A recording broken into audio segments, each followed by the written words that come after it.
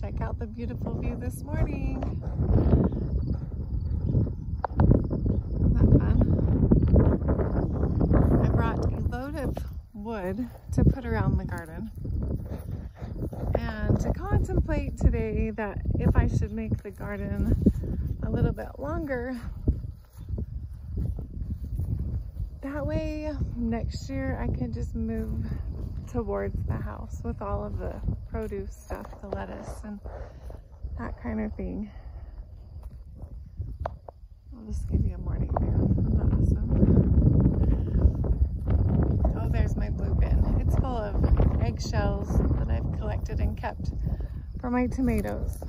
Okay, so this is the preview of the garden. The asparagus on the end here, and then I'm just kind of trying to move towards the house. The house is going to be sitting right over by that pile of dirt. So as you walk outside the house, then you walk this way towards the garden.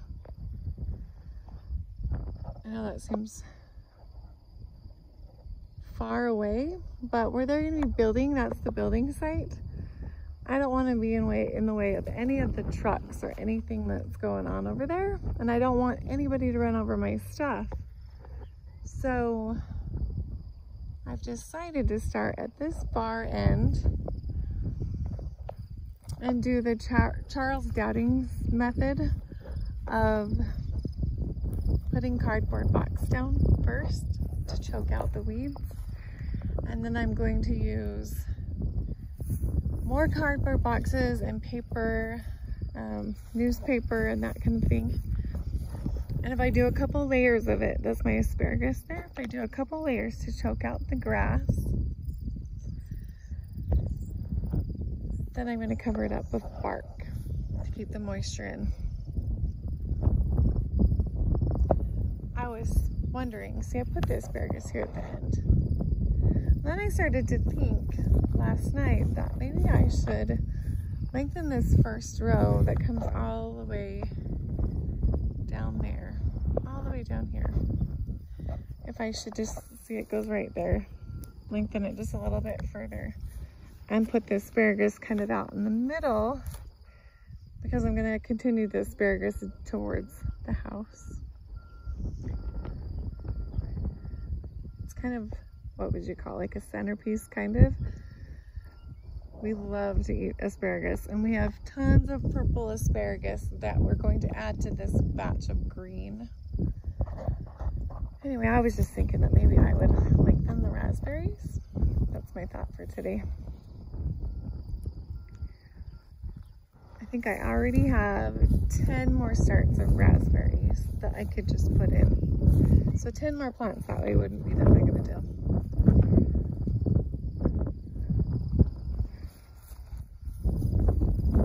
All of these are, those three are blue raspberries.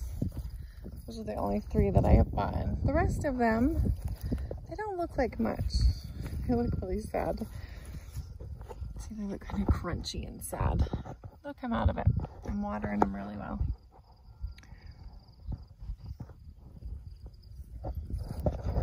And then for this year, the second row in, which is right there,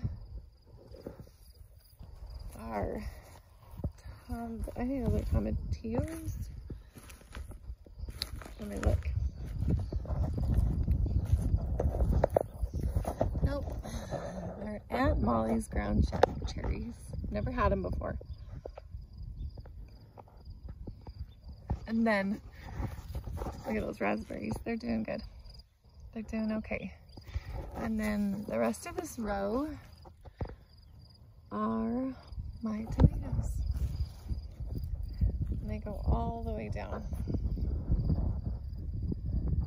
And then from this side, I would like to, this is just a row of flowers here in the middle, just for fun.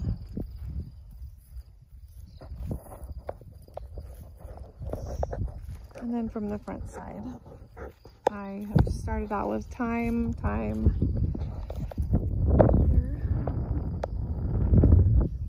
and then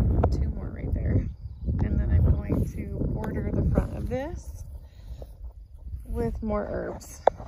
I just would like, between those tomatoes right there and my next row of tomatoes, which should be right around here, I wanted a row of pollinators to bring the pollinators in, is what I'm trying to say, so that they can help my plants thrive. It looks really messy right now,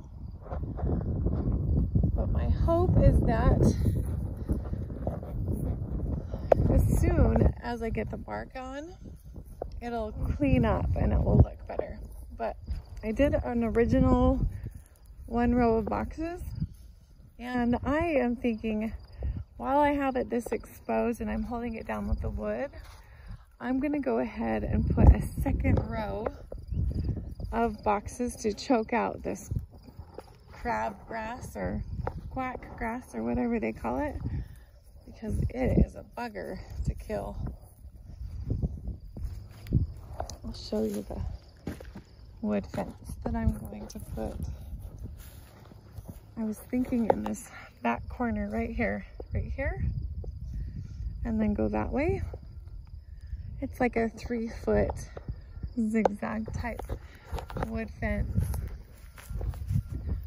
Show it to you. And I just build it as I go. I can open the truck. Maybe I can't open the truck. I'll just show you the view like this. It's just planks of wood. And I'm gonna set it up at the edge of the garden.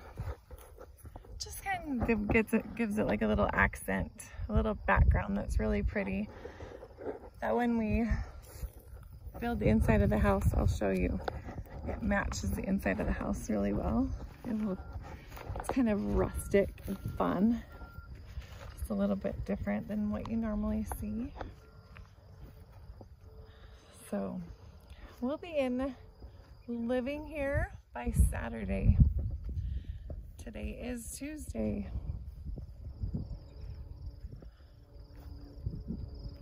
It's a big adventure to live in your camp trailer with a family of 6.